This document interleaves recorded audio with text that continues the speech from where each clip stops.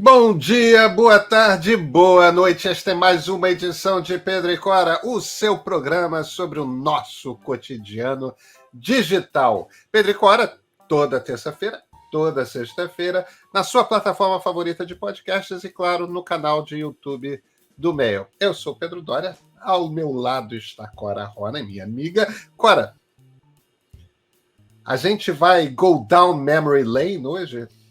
Olha, eu estava pensando exatamente isso na mesmíssima língua. Go down memory lane. Nós vamos voltar ao século passado.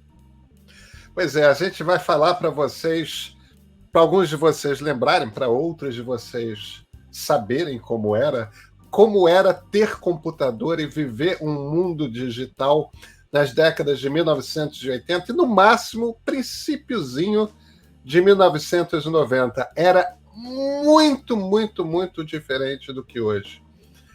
Vamos lá, Cora? Vamos embora. Então vem com a gente.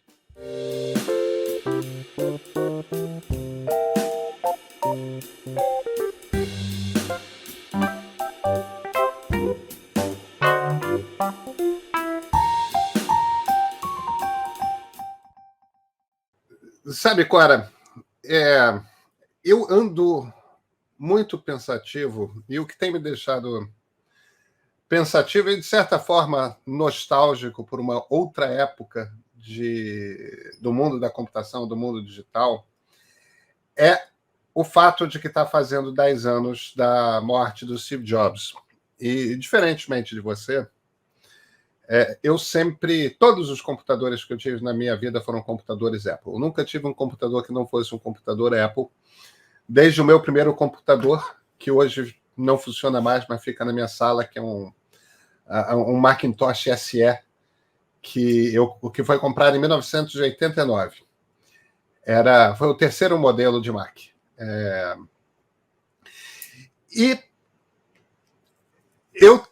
a gente estava conversando sobre isso, e você fez um comentário. É curiosa essa diferença, né? Do linguajar das duas tribos, né? Quem usava PC e quem usava Mac nos anos 80 e princípios dos anos 90. Uma das coisas que você estava observando é que a palavra aplicativo é uma palavra que entrou no seu linguajar muito recentemente. Sim. E, embora tecnicamente isso seja verdade para mim também, em inglês, no mundo Mac, a gente sempre chamou programa, isso desde os anos 80, programa sempre foi application. Eu até chamava de programa em português, mas porque não se usava o termo... eu cheguei a aplicação? Como é que... É uma aplicação, e aí acabou que se consolidou como aplicativo a tradução. Mas tinha uma outra memória que eu comecei a puxar, que é o seguinte: nessa época, nos anos 80 e anos 90, software no Brasil, até porque era uma época de inflação muito alta e de uma moeda muito desvalorizada em relação ao dólar, software no Brasil era uma coisa que não se comprava. Era uma coisa tão cara, tão absurdamente cara, que quem usava computador no Brasil usava software pirata. Não, você está esquecendo de um fator importantíssimo nessa coisa do preço. Não bastava o preço, era a época da reserva de mercado. Então, você não podia trazer software para o Brasil, era proibido. Isso criou uma indústria local de pirataria enorme, por sinal. Era uma pirataria oficializada, porque você tinha cópias oficiais do DOS, você tinha cópias oficiais de todos os programas que você pudesse imaginar, só que feitos no Brasil, quer dizer, desenvolvidos, bota muita aspa nisso, no Brasil. Então, havia esse componente também. Aliás, sobretudo. Para Mac não tinha. Não tinha Para versão Mac brasileira? não tinha, para Mac não tinha. Não tinha. Era um computador que quem tinha trazido dos Estados Unidos ou tinha muito dinheiro. Eu tinha trazido o meu dos Estados Unidos por ter morado lá meu pai é professor universitário, morou lá, né? E com toda a família e tal, a gente trouxe esse computador. Agora, nessa eu estava puxando da memória, as pessoas não têm muita noção de como era você ser alguém que mexia com computador na década de 1980, né, na década de transição da ditadura para a democracia. E eu lembrei de uma coisa, teve uma parte da minha infância que eu vivi em Petrópolis, no estado do Rio, que era uma cidade menor, e eu tinha um amigo, foi meu primeiro contato com o computador. Eu tinha um amigo de colégio que tinha um MSX, que era um computador muito popular naquela primeira metade dos anos 80. E algumas pessoas tinham console de disquete para MSX, mas a maior parte das pessoas o que tinha era um deck de fita cassete e os softwares eram todos gravados em fita cassete. Então você botava ali, é claro que uma fita cassete é muito mais lenta que um disquete, mas você, em essência, botava o software ali, ele baixava para a memória RAM do computador, e a partir do momento que tivesse carregado todo o programa na memória RAM do computador, o programa rodava. E tinha um sujeito numa salinha comercial no centro da cidade, em Petrópolis, que era uma salinha pequenininha. O cara tinha tudo quanto é jogo que você possa imaginar, tudo quanto é programa que você possa imaginar de MSX. E era quase como se fosse legal, porque era uma lojinha. As pessoas entravam lá e ficava um bando de gente sentada em cadeira, cada um com sua pilhazinha de fitas cassetes virgem, esperando para a oportunidade. Eu quero tal jogo, eu quero tal processador de texto. E lá, e você pagava por uma cópia pirata. E assim a coisa que era. E o mais engraçado disso tudo é o seguinte, como o cassete era uma coisa que para criança e pré-adolescente, como éramos, era uma coisa cara, num determinado momento, para ter mais jogos e a gente poder jogar, eu comecei a roubar.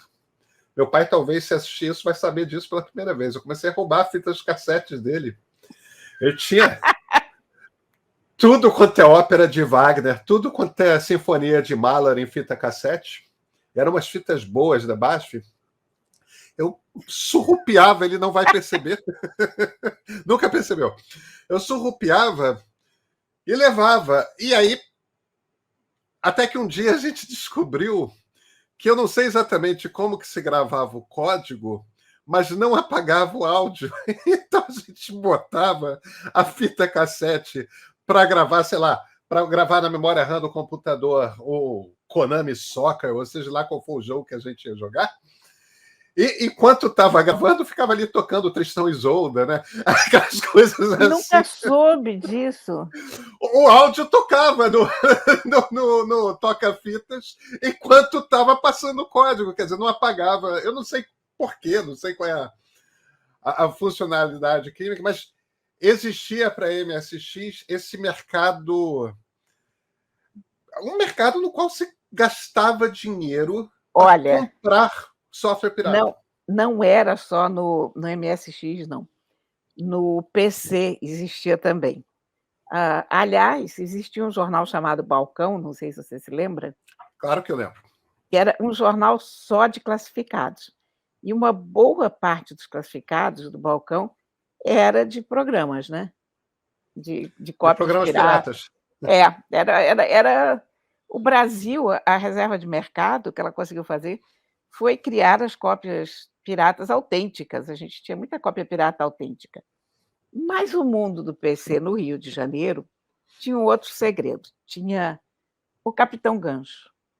O Capitão Gancho morava numa casinha na Água Santa. Ele era um militar reformado por invalidez. Não sei qual seria a invalidez dele. As pessoas diziam que era algum problema mental, alguma coisa assim, porque fisicamente ele era apto, não tinha nenhum problema. Mas o Capitão Gancho virou a memória da tribo. Ele tinha todos os programas, ele tinha cópias de todos os programas que você possa imaginar. Isso era uma época, naturalmente, em que todos os programas cabiam fisicamente no espaço de uma pequena casa na Água Santa. Aí você chegava lá na casa dele, era essa casa modesta, a Água Santa é um bairro modesto, fica ao lado do presídio, inclusive, né? E você encontrava na porta Fusca batido, você encontrava Mercedes, você encontrava Jaguar, você encontrava bicicleta, moto, e você lá dentro encontrava gente de 80 anos, de 13, de 20, de 30. Olha, era impressionante, era um pátio dos milagres, porque era a coisa mais democrática que você possa imaginar. E disquetes eram caros. E nós nos cotizávamos e nós comprávamos caixas e caixas para o Capitão Gancho, para ele poder fazer as cópias, e todo mundo que chegava do exterior e que conseguia algum programa de alguma maneira, levava esse programa para lá para ser copiado, para que os outros pudessem desfrutar daquilo. Era uma coisa espetacular. Eu tinha acesso a programas com uma certa frequência, até pelo fato de trabalhar já em jornalismo de tecnologia naquela época, mas a primeira coisa que eu fazia quando chegava ao Rio era ir lá para Água Santa para fazer cópias daquilo. Tinha cópias dos manuais. Quando você precisava de algum programa, você ia no Capitão Gancho. Era absolutamente espetacular. E eu comprava caixa de disquete para ir lá. Naquela época, você comprava caixas com 10 disquetes de 5 1/4. Era bastante caro e a gente achava superdimensionado, porque quem é que ia gastar tudo isso de disquete na vida? 10 disquetes de 5 1/4, imagina, né? Agora eu tinha amigos mais audaciosos que instalavam e desinstalavam o disco rígido sem pensar 2 vezes e levavam o disco rígido para lá. E, olha, a gente Discos, eu imagino, de 20 megabytes. 5! Tinha gente que tinha 5 eu acho que eu nunca vi. O meu primeiro foi de 20, mas naquela época, inclusive, ainda existiam e estavam plenamente funcionando os de 5 e de 10, e todo mundo ficou chocado quando eu optei por comprar um de 20, porque o que você vai fazer com 20 megabytes? E eu não tinha a menor ideia, mas eu instalei sozinha esse disco no meu computador e eu levei uma noite inteira fazendo isso, porque não tinha internet, não tinha YouTube para te explicar. Eu nunca tinha feito nada de mecânica na minha vida, mas nada sequer remotamente parecido, mas eu pensava: "Cara, se um americano médio consegue instalar um disquete, por que eu não vou conseguir instalar?". E eu ia lá e consegui instalar, e fiquei tão feliz quando aquilo rodou. Mas a gente está falando de discos mecânicos pesadíssimos, né. Eram muito Enfim, pesados. mas era uma época muito boa, sabe, e a gente achava que a tecnologia, que na época a gente chamava de informática, ia evoluir por esse caminho amistoso e igualitário e fraterno, e infelizmente não foi o que Eu aconteceu. sinto. Eu estou arrumando casa e parte, eu acho que dessa minha nostalgia passa pelo. Eu nunca joguei fora as Macworlds de final dos anos 80 início dos anos 90 que eu tinha, assim como eu tenho uma coleção de Wired da segunda metade dos anos 90, que eram revistas lindíssimas, né, que eram impressas em 5 cores, que era uma técnica de impressão sofisticadíssima. Eu nunca mais soube de outra revista que tinha isso. Mas, em geral, você imprime uma revista colorida com 4 chapas, uma de preto e as outras 3 de... não de Com as cores RGB, básicas. mas ciano, magenta e amarelo, né? Só que a Wired, em vez de usar só essas 4, usava uma quinta chapa na qual podia botar qualquer cor. Então, às vezes, a revista vinha amarela fluorescente, ou então vinha prateada, ou então vinha... Você nunca sabia que cor diferente ia ter numa edição da Wired, mas sempre tinha uma cor que era uma cor que você nunca via em nenhuma revista, porque a mistura do CMYK, né, do CMYK, não dava. Não chegava lá. Não chegava naquela cor. E o tom geral dessas revistas, eu tenho também umas bytes e tal, o tom geral dessa literatura, desse jornalismo de tecnologia dos anos 80 e 90 era esse de vai dar tudo muito certo.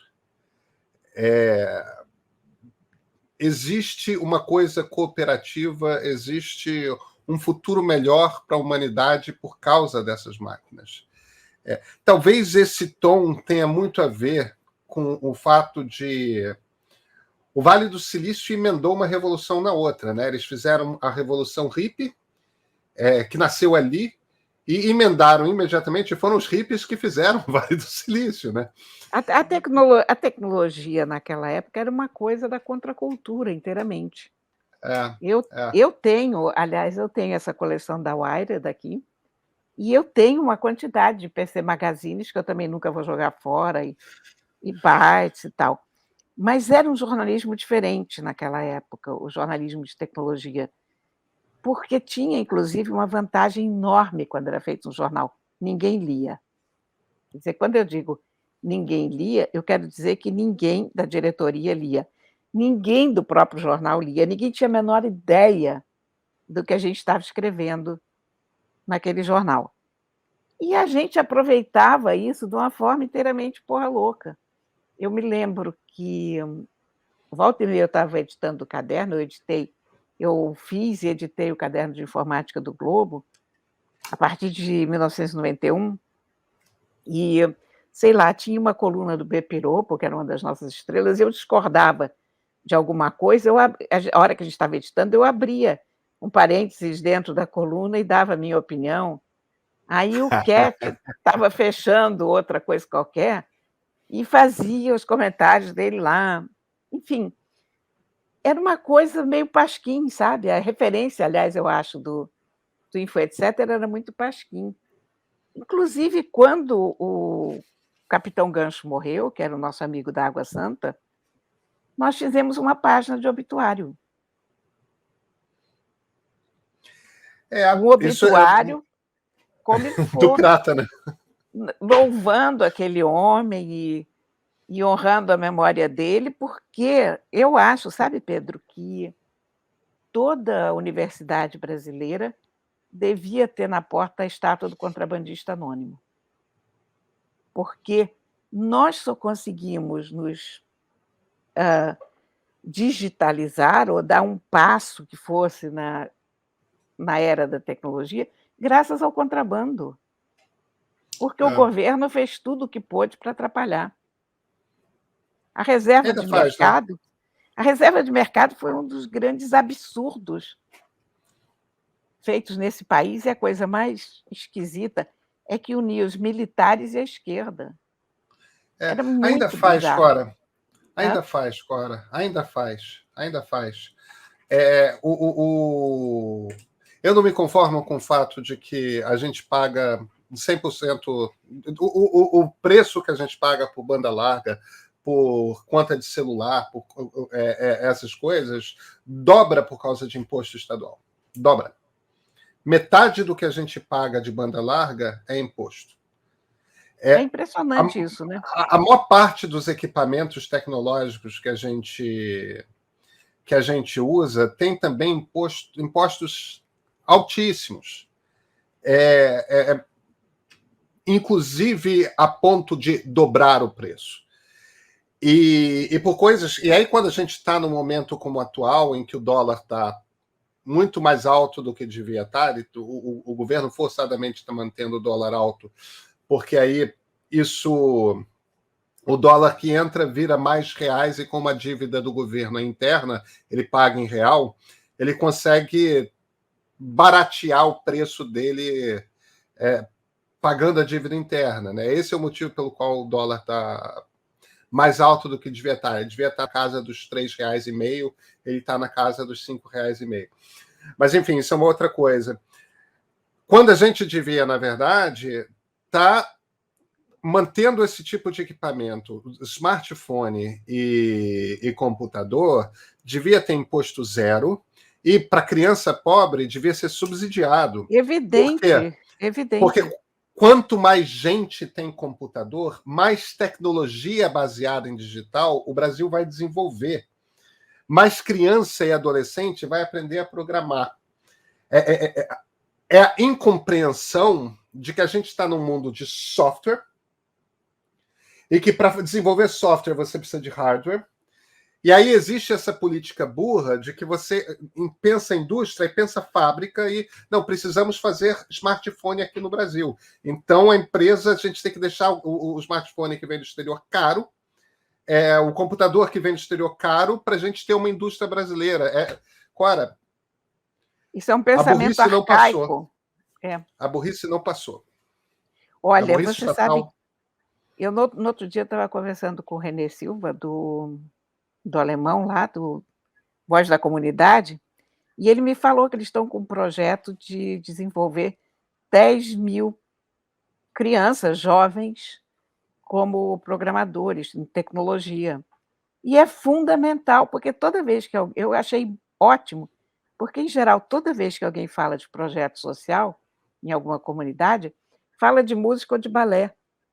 E eu fico pensando, ok, é muito importante música e balé na vida das pessoas, mas onde essas pessoas vão se empregar a essa altura do campeonato?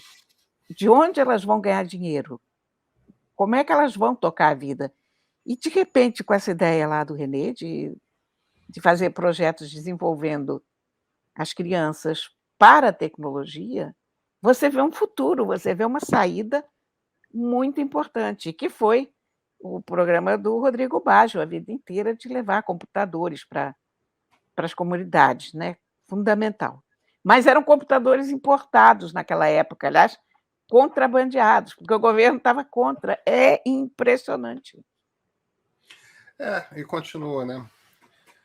Cora, vivemos nosso momento nostalgia, então. A gente se fala na sexta-feira? Sim, senhor, sim, senhor. De repente, na sexta, a gente volta ao século XXI, né? Voltamos. Então, até.